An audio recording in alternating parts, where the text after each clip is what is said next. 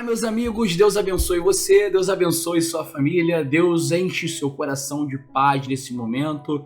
Aqui Moisés Silva com mais um podcast da fé. Todos os dias nós trazemos uma mensagem para a nossa meditação e fazemos uma oração no final. Então, desde já, gostaria de convidar você a colocar o seu nome ou fazer um pedido de oração nos comentários. Eu estarei orando por você, estarei intercedendo por você. Então, gostaria de ligar a minha fé com a sua e assim, para que a gente possa clamar a Deus por sua vida e por sua família. Assim também acredito eu que, como diz a palavra, quando nós semeamos em oração, em choro, em pranto, nós colhemos com alegria. Eu acredito que sim, é possível você mudar a história da sua vida através da palavra de Deus. Então, hoje eu gostaria de compartilhar com vocês uma parte do texto. Na verdade, o Evangelho de João, capítulo 16, Jesus ele começa a dar sinais de falar com os seus discípulos que em breve ele não estaria mais com eles, que ele começa a dar sinais para os discípulos. E os discípulos começam a ficar um pouco preocupados com o que o Senhor queria dizer com aquilo. E aqui no Evangelho de João, capítulo 16, eu gostaria de ler hoje com vocês aqui no podcast de número 8, gostaria de ler com vocês aqui o versículo 19 e o 20 e o 21, que diz assim: Jesus percebeu que eles queriam perguntar a respeito disso, então disse: vocês estão perguntando entre si o que eu queria dizer quando falei, mais um pouco e não me verão. Um pouco mais e me verão novamente? O mundo se alegrará grandemente com o que está para acontecer, e vocês chorarão e se lamentarão. Vocês se entristecerão, mas essa tristeza de vocês se tornarão em maravilha de alegria. Aí o versículo 21. Será semelhantemente a alegria de uma mulher em trabalho de parto, quando seu filho nasce. A sua aflição dá lugar à alegria imensa por ter vindo ao mundo uma criança. Então Jesus ele começa a falar com os discípulos o que ele queria preparar os discípulos sobre que ele não estaria mais no meio deles. E essa parte aqui que a gente leu, ele fala o seguinte, ele faz uma referência. Vocês ficarão tristes, mas depois ficarão felizes.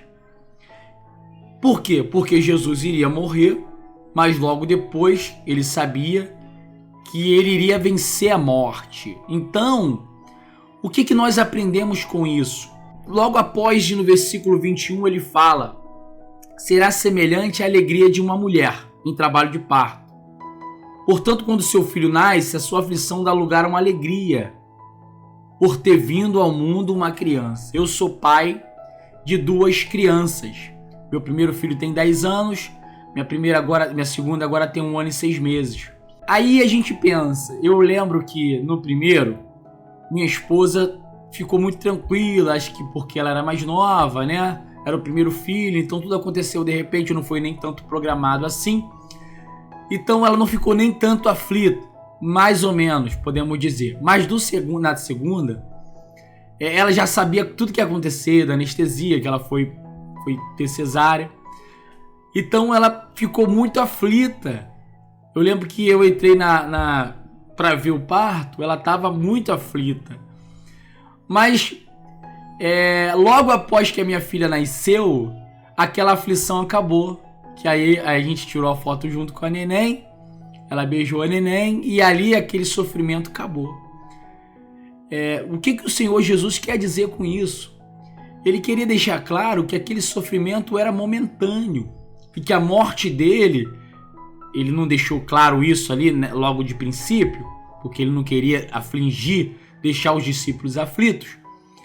Mas ele disse o seguinte, que um momento eles estariam tristes e de repente estariam felizes, que seriam para a alegria de todos. Então, a morte do Senhor foi para que a nossa tristeza acabasse, para que você não vivesse mais em agonia. O desejo do Senhor Jesus era de se entregar para que a nossa tristeza, a nossa angústia se tornassem em alegria eterna. É isso que ele está querendo dizer aqui, porque não faria sentido o Senhor Jesus morrer para vivermos uma vida igualmente quando nós não os conhecia. Então, se você parar e entender o que é o propósito do Senhor Jesus morrer na cruz, você começa a não sofrer mais com a tristeza que o mundo nos oferece, porque você passa a entender que o fato da morte dele na cruz do Calvário seria para transformar a nossa tristeza em alegria. Porque até aparentemente o que acontece? A morte dele traria tristeza num certo momento. Mas isto seria para que a nossa alegria viesse a aflorar.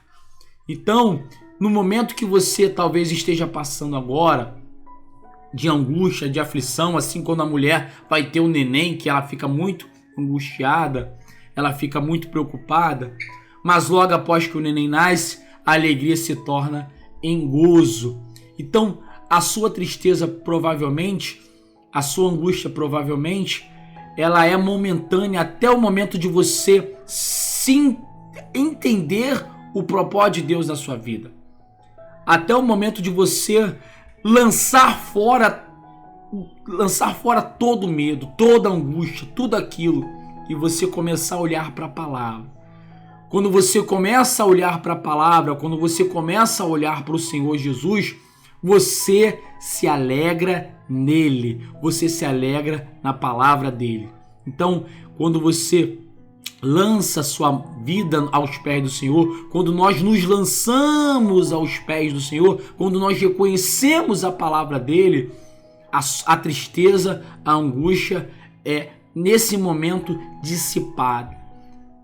Não existe segredo. Está aqui claramente. Ele fala que aqui ele fala sobre a morte dele. Porém, aqui eu quero trazer para você que ele era o verbo, ele era a vida, ele era a salvação que nós tínhamos. E hoje o Senhor Jesus, ele nos deu a graça dele. Então você pode respirar fundo e dizer que nele você é mais que vencedor. Só não consegue entender isso quem ainda não entregou a vida completamente para ele. Então, se você ainda assim não fez, eu lhe convido a fazer uma prova e se entregar ao Senhor, colocar ele como Senhor da sua vida, como Deus Todo-Poderoso, que ainda que venham as lutas, as dificuldades, a alegria que nós temos está nele, na salvação dele, na redenção da cruz do Calvário, quando ele venceu a morte e derramou o sangue dele por mim e por você, nos trazendo a salvação, a vitória que nós já temos nele. Amém? Quero orar por você, quero orar por sua família. Gostaria muito que você pudesse fechar os olhos agora e orar comigo, e assim nós clamarmos a Deus. Se você, como eu disse, não colocou seu nome, se você desejar colocar, você pode colocar o nome de algum familiar, fazer um pedido de oração, e nós assim iremos interceder por você. Senhor Deus e amado Pai, nós colocamos agora a nossa vida em Tuas mãos. Deus, nós chegamos a Ti e confessamos os nossos pecados, erros, falhas que nós cometemos em todos os momentos, porque a nossa carne, ela deseja, ela combate contra o Espírito do Senhor.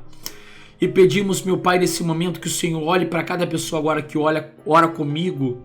Eu te peço, Senhor, abençoe ela, abençoe a família dela, abençoe a casa dela, que o Senhor possa enviar o teu anjo agora na casa dela e que ela possa, meu Pai, receber a tua paz no coração e que se ela talvez estava triste, angustiada, abatida, sofrida, assim como os discípulos talvez estavam naquele momento sentindo a sua partida, mas o desejo do Senhor é que eles viessem regozijar, porque a glória, a alegria seria não momentânea, mas a alegria seria eterna.